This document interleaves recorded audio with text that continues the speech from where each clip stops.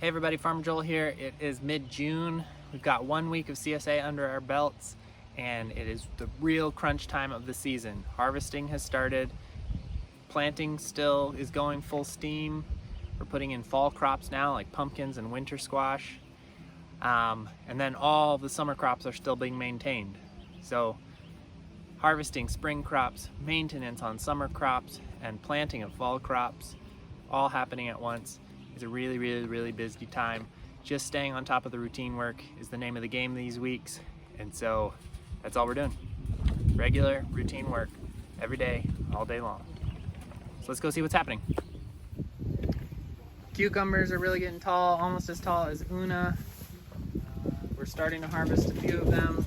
They're working their way up their trellises. As you can see out there, there's a lot of green things in the garden now. It's getting to be a little bit dry this time of year. This is typically when we have really dry months, and it's pretty obvious to most of us that the ground is still dry from last year's drought. So doing a lot of irrigating of everything and trying to stay on top of that. Tomatoes are looking good. They're back in this tunnel though. No red ones yet, but they're coming, and we're just keeping every plant pruned and trellised and upright as we go. We are having a little bit of fertility issues here in the garden. You can see in these pathways that if the irrigation runs too long, it starts puddling up in the pathways, and that's kind of evidence that the soil in our garden is really tight. It's hard for the water to get down in there. In the beds it's a little bit better because we've been working them, but the paths are a bit compacted from us walking back and forth and they get really tight.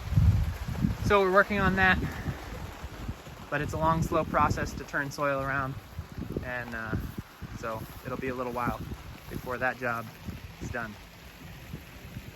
Lots of help this time of year. A couple people coming out to help us stay on top of everything. We know from experience that if we can stay on top of all the crops this time of year, it makes the second half of the year way better. So we are just busting our butts, staying on top of the weeds, cultivating, turning over beds, planting, trellising, all the normal routine garden work. And it should pay off in a couple weeks.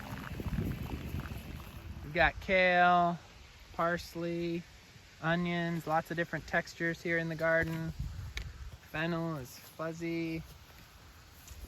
Lettuce is colorful. A lot of different things coming in, different shapes and textures and colors. Down the hill from the garden, we're opening another plot of ground with these tarps. This is called solarization. Just black tarps down on the ground to kill down the sod before we start planting in it next year. It's a slow process, but it doesn't take much work from us, so that's really useful. But instead of just totally killing the ground underneath the tarps, we've punched holes in the tarps and planted some winter squash in them so that those guys can photosynthesize above the tarps and put their energy down below the tarps through their roots, so that the soil is still alive underneath for next year when we pull back the tarps and make more beds. So that's kind of our way of opening new ground, but still getting some production out of the space at the same time. Another project we've been doing this week is mowing underneath all the electric fences around the property. The bushy growth had gotten pretty bad, and it meant the electric fence was grounding out quite a bit. Right over here you can see our solar panel. This charges the entire fence around the entire property, keeping the deer out of the garden, cows in their paddocks, chickens in their paddocks, predators outside of the chickens' paddocks. So it's a pretty important thing to keep that fence really hot. Most of our fencing is really a psychological barrier for the animals rather than a physical barrier, meaning physically they could bust through the fence. It's only 2 or 3 strands of wire, but that shock is what keeps them respecting and fearing the fence and staying back from testing it. So it's really important to keep that fence very hot so that the animals respect it and stay where they're supposed to, and the predators stay out. And mowing under the fence lines periodically is really important to keep that fence from grounding out in the tall grass. So that was a big job, but it'll help keep the animals safe and where they need to be. The egg layers are way in the back of the pasture up against the forest right now. They love it. This is an area where we cut a bunch of brush last fall, and we're glad that the chickens can make a pass back here, laying down some manure and getting the grass growing underneath the trees here. It's a nice shady spot for them to be during the summer. Big pile of rocks from the former farmers.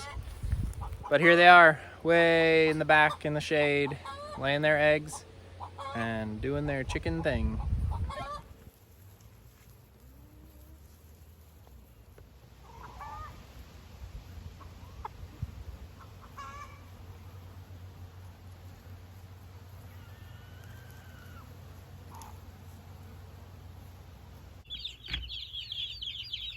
Still a lot of Still a lot of chicks on the pass in the brooder. Plenty of little guys going out on pasture in a couple weeks. We've already had 2 batches come back from the butcher. If you haven't reserved your birds, you probably should do that pretty soon because they're selling faster than usual.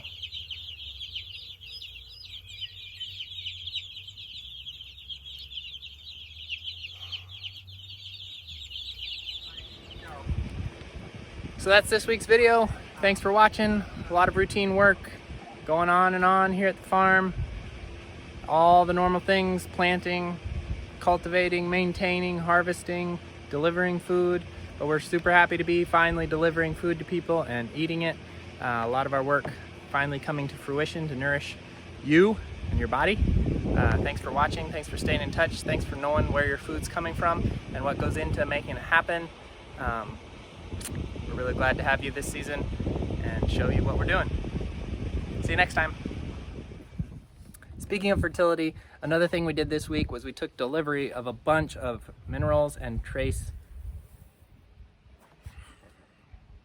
Speaking of nutrition, another thing we did this week was we took delivery of a ton of different elements and minerals for the garden soil. And we'll be taking all of these different components and creating a custom blend that matches the soil in our garden and evens out and brings up to speed everything that is necessary for premium vegetables with optimal nutrition for you, the human eater. So if you're looking for super healthy food, we don't just talk about organic or avoiding pesticides. We are going the extra mile to deeply mineralize our soil so that the food coming out of that soil and the food that you're eating is top quality. Do you like that one?